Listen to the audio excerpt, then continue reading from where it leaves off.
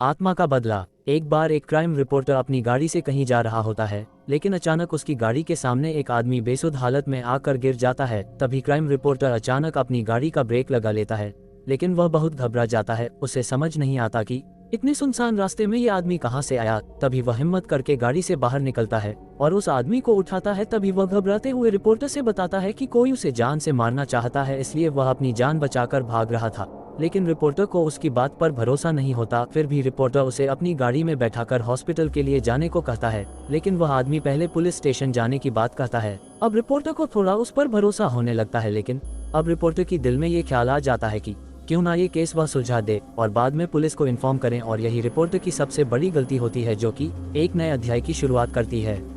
अब तक रिपोर्टर को उस इंसान पर पूरा भरोसा हो चुका होता है और वह उसकी बातों में आ जाता है। वह इंसान एक हॉस्पिटल का नाम बताता है और कहता है वहाँ के एक डॉक्टर को वह जानता है और उसके पास जाने की जिद करता है। तभी रिपोर्टर उसकी बात मानकर उसे वहाँ ले जाता है। हॉस्पिटल पहुँचकर उन्हें पता चलता है कि डॉक्टर तो आज छुट्टी पर है और वह अपने घर में ही होंगे। तभी वह इंसान रिपोर्टर कहता है कि डॉक्टर से घर जाकर मिलते हैं। रिपोर्टर के मना करने के बावजूद भी वह उसे चलने को मना लेता है।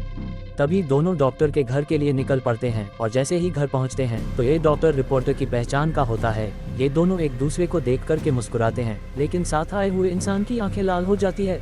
उसके अंदर अजीब सा गुस्सा दिखाई देता है। डॉक्टर रिपोर्टर को घर के अंदर बुलाते हैं। डॉक्टर घर में अकेले ही होते हैं और इतनी रात को अचानक इनके आने से डॉक्टर को कुछ अजीब लगता है। फिर भी वह रिपोर्टर से पहले से परिचित होने की वजह से दिमाग पर ज्यादा जोर नहीं देते हैं। तभी रिपोर्टर डॉक्टर को सारी घटना बताते हैं, लेकिन डॉक्टर को फिर भी यह बात समझ नहीं आती कि यह आदमी उन्हें कैसे जानता है जो रिपोर्टर के साथ आया है। तभी वह इंसान डॉक्टर के बारे में कुछ पुरानी बातें बताता है, जिसकी वजह से डॉक्टर को भी यकीन हो जाता है कि वह इंसान सच बोल रहा है। शायद डॉक्टर ही उसे भूल गए होंगे। अचानक डॉक्टर उठकर कहते हैं, रुकिए, मैं आप लोगों के लिए चाय ले आता हूँ। तभी वह आदमी कहता है, आप रहने दीजिए, मैं चाय बना देता हूँ, आप मुझे अपने किचन का रास्ता बता दीजिए।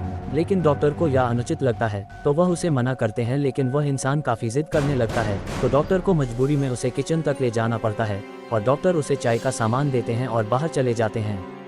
तभी वह आदमी गैस का रेगुलेटर ऑन करके किचन की सारी खिड़कियां बंद कर देता है और थोड़ी देर बाद डॉक्टर को आवाज़ देता है कि आपका लाइटर नहीं चल रहा। डॉक्टर जैसे ही किचन में आते हैं तो उन्हें गैस की बदबू आती है, लेकिन वह सामान्य बात समझकर उस इंसान से लाइटर लेते हैं और जैसे ही वह लाइटर जलाते हैं वह आदमी बाहर भाग जाता है और अचानक गैस की आग डॉक्टर को चपेट में ले लेती है। अचानक हुई ऐसी घटना से रिपोर्टर को कुछ समझ नहीं आता और वह रिपोर्टर उस आदमी के साथ घर के बाहर भागता है।